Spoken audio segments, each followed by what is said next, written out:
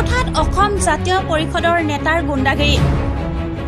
বুধবাৰে নিশা বিলগাঁও শুদ্ধ প্ৰাথমিক স্বাস্থ্য কেন্দ্ৰৰ কাষতে লাগি থকা কম্পাউণ্ডাৰ চাকৰিৰ বাসগৃহত নিশা প্ৰায় 12 বজাত উপস্থিত হৈ অসম জাতীয় পৰিষদৰ ভাতৃ সংগঠন অসম জাতীয় যুৱ পৰিষদৰ কেন্দ্ৰীয় সমিতিৰ আহ্বায়ক হিমন্ত গগৈ উৰভে মন্ত্ৰী গগৈয়ে কৰ্মচাৰীজনক অশ্লীল গালি-গালাজ দিয়াৰ লগতে প্ৰাণে মৰাৰ ভাবুকি দিয়ে। কৰ্মচাৰীজনে এনেদৰে গালি-গালাজ পৰাত ক্ষোভিত হৈ পৰিছে স্থানীয় লোকসকল। বিলগাঁও শুদ্ধ প্ৰাথমিক স্বাস্থ্য কেন্দ্ৰৰ পৰিচালনা সমিতিয়ে নিজকে জাতীয়তাবাদী বুলি পৰিচয় দিয়া হিমন্ত গগৈ উৰভে মন্ত্ৰীৰ বিৰুদ্ধে বৰপথাৰ আৰক্ষী থানাত গোচৰ দিছে।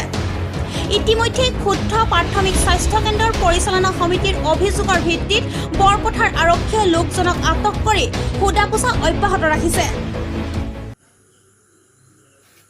কি হৈছিল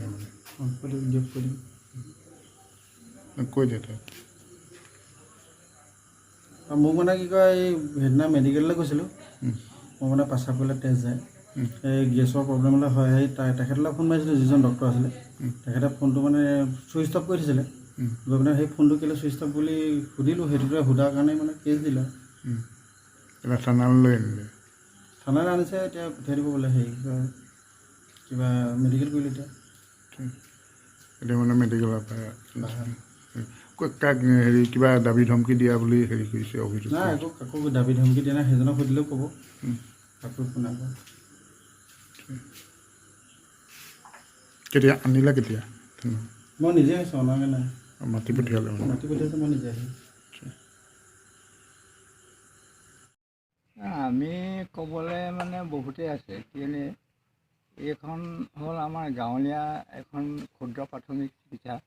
আমি সেই কম্পাউণ্ডজনক আমি সুৰক্ষা দিছোঁ, আমাৰ গাঁৱৰ মানুহক সুৰক্ষা দি কিমান আজি কেইবছৰ দিন আমি ধৰি তেওঁক সুৰক্ষা দি ইয়াত আমাৰ যিমান জনসাধাৰণ আছে এই সকলোকে আমি চিকিৎসাটো প্ৰদান কৰি আছোঁ দিনে ৰাতি।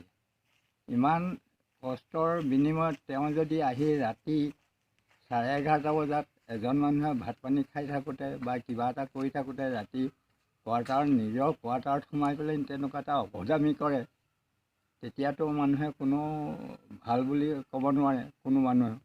আমি সেইকাৰণে সেইটোৰ বিনিময়ত আমি পিছদিনা তেওঁ আমাক ক'লে, কোৱাৰ পিছত আমি থানালৈ গৈ আমি এখন তেওঁৰ ওপৰত লিখিত ব্যৱস্থা ল'লোঁ। আৰু এই আইনে কি কৰে সেইটো আইনেহে জানিব, আমিতো আৰু কি ক'ম। কি নাম ল'ৰাজনৰ?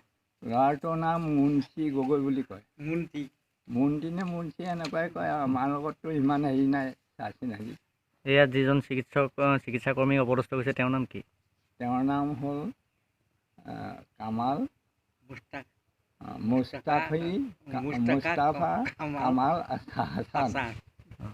তেওঁ অপদস্থ কৰিছে? তেওঁক অপদস্থ কৰিছে। তেওঁ আজি ইয়াত 12-13 বছৰমান 14 বছৰ কৰিছে। ৰাইজক ৰাইজে সকলোৱে তেওঁক মানে ৰখি মেলিহে ইয়াত ৰাখোঁ। ৰাতি তেওঁ অকলে ভয় কৰে। তেতিয়াৰ পৰা আমি ৰখি এইখনতো এখন হাবি আছিলে, এই হাবিখন এতিয়া এখন হস্পিটেললৈ পৰিৱৰ্তন হৈছে। কিন্তু এনেকুৱা অৱস্থাত আকৌ এতিয়া তেনেকুৱা দুৰ্দান্ত মানুহ আহি পেলাই যদি তেনেকৈ অপদস্থ কৰে, তেতিয়া আমিতো থাকিব নোৱাৰোঁ। সেইকাৰণে আমি আইনৰ চাপিছোঁ। আইনে কি কৰে সেইটো ব্যৱস্থা আইনে ল'ব। সৰুপথাৰৰ পৰা সুৰজিৎ ফুকনৰ ৰিপৰ্ট, আছাম মিনি 24।